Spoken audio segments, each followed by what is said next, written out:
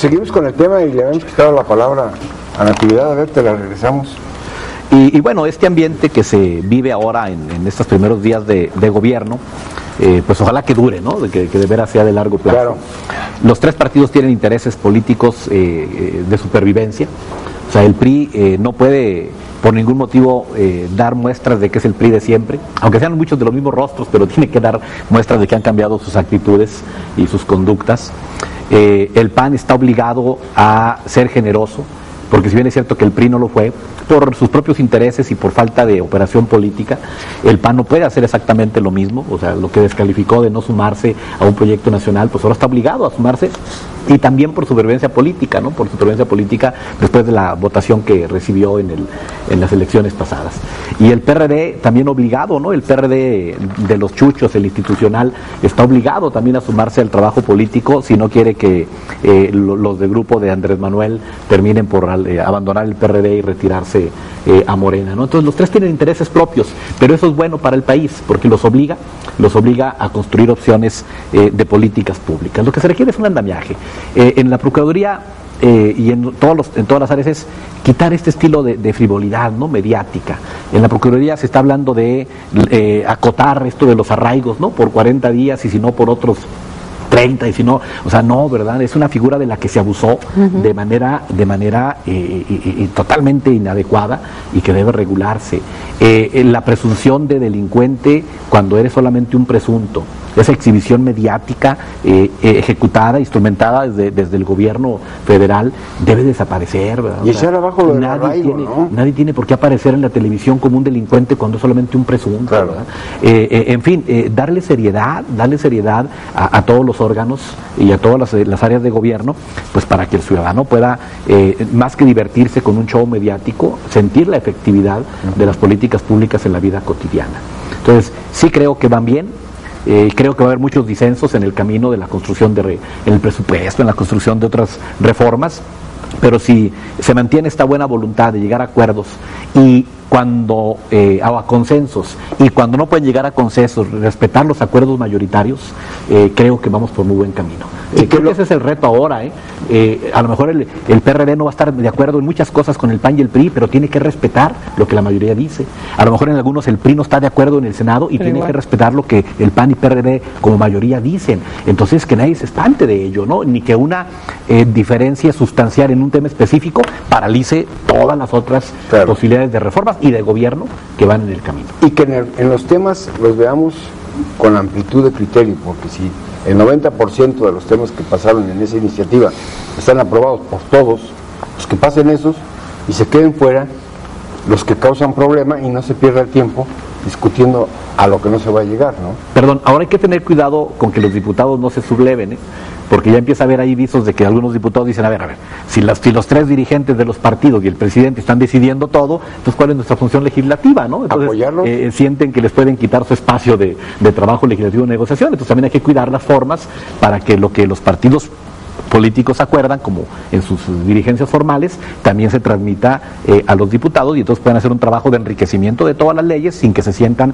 desplazados, ¿no? Y que ahora tengamos no un gran legislador, sino que tengamos 4 grandes legisladores que los otros 500 se quedan allí de relleno, ¿no? Y no vamos a volver a levantadedos.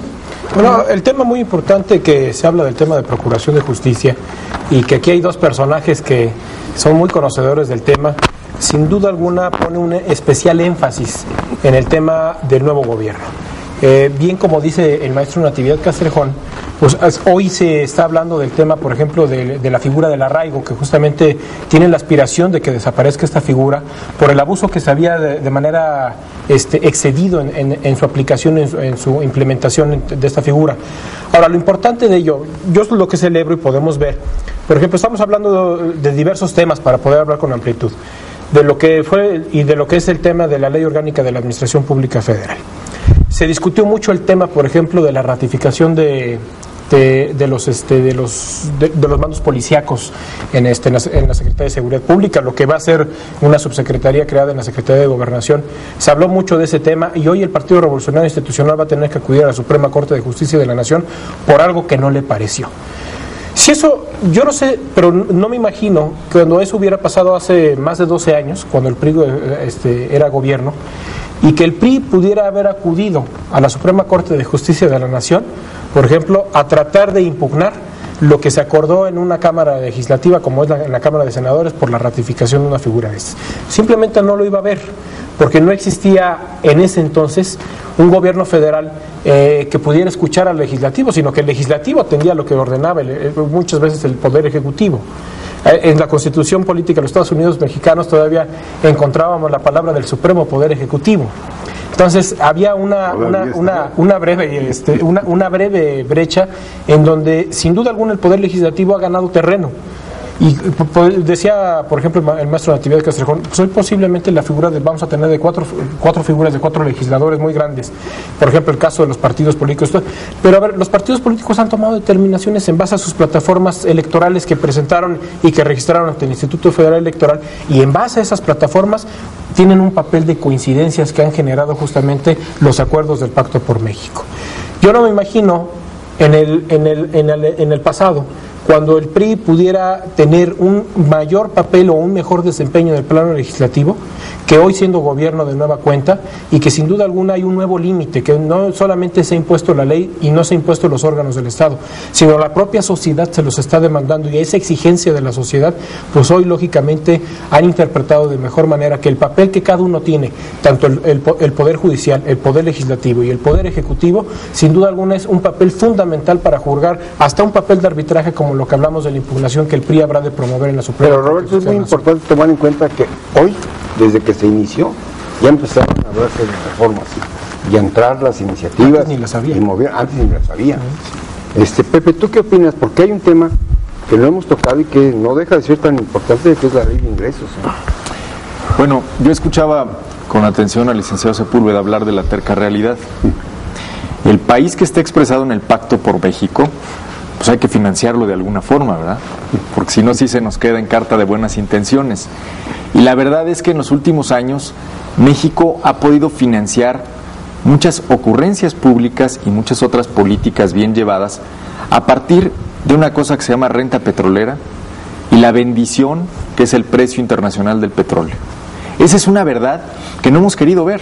Hemos estado viviendo de prestado, de especularle al juego al precio del petróleo. Pero no hemos sabido construir un esquema tributario a través del cual podamos financiar desde estas reformas educativas hasta el tema de seguridad social universal, que incluye un seguro de desempleo y otro para madres trabajadoras. Si queremos construir ese andamiaje del que habla Nati más allá del esquema educativo, sino en todas las políticas públicas del Estado mexicano, pues hay que financiarlo, porque la realidad indica que en los últimos 10 años más dinero sí hubo. Es decir, este argumento de que necesitábamos duplicar los recursos del Estado para alcanzar X y Y, la verdad es que cae por propio peso.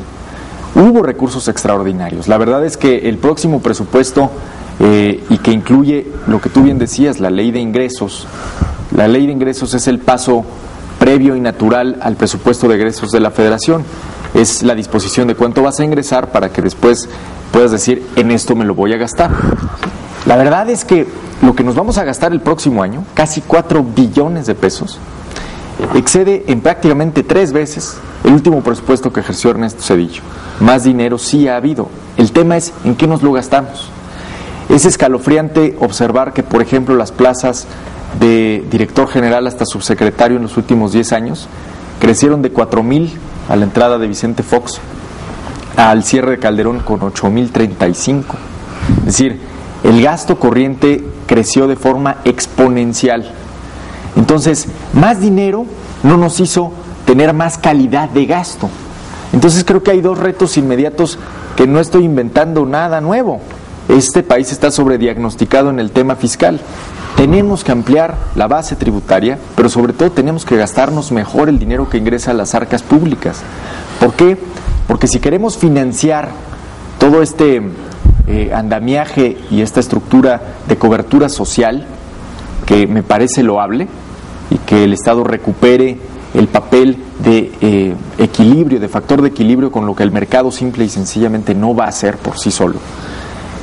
Tenemos que darle certidumbre financiera al Estado mexicano, y eso no va a pasar sin una reforma hacendaria que, por lo que se ha podido escuchar en la voz de Luis Videgaray, es la siguiente gran reforma en la agenda del presidente Peña Nieto. ¿Antes Probablemente, que la energética?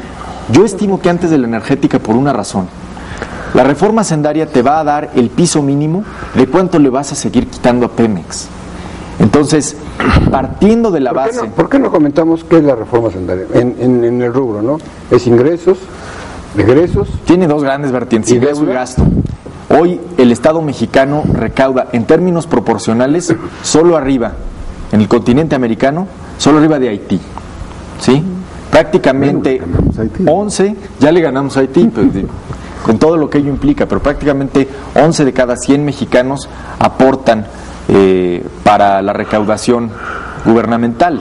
Hace poco el INEGI revelaba la cifra de que casi el 70% de los mexicanos viven en la informalidad, y eso es una mala noticia para un gobierno que aspira a financiar todos estos programas. Entonces, sí, una parte es recaudar más, pero los 10 años pasados tienen que darnos una lección. No solo es recaudar más, es gastar mejor. Si vamos otra ¿gastar vez menos a o gastar mejor? No, gastar mejor. Yo soy un convencido, y sobre todo como está el entorno financiero global, Estados Unidos es el mejor ejemplo. Un gobierno no puede ponerle freno de mano a la economía y al gasto del gobierno, porque en este país, aunque de repente se nos olvide pensarlo, hay mucha gente que sí vive de las transferencias directas de programas como oportunidades. Entonces, sin duda, la ley de ingresos, enmarcada en el reto más importante que es la reforma hacendaria, será el gran tema a discutir, en particular después del corte. Así es, vamos a hacer una pausa. Regresamos con más de esta mesa de diálogo y análisis de Visto Bueno Televisión. Regresamos. Faltó poco para que lo hiciera.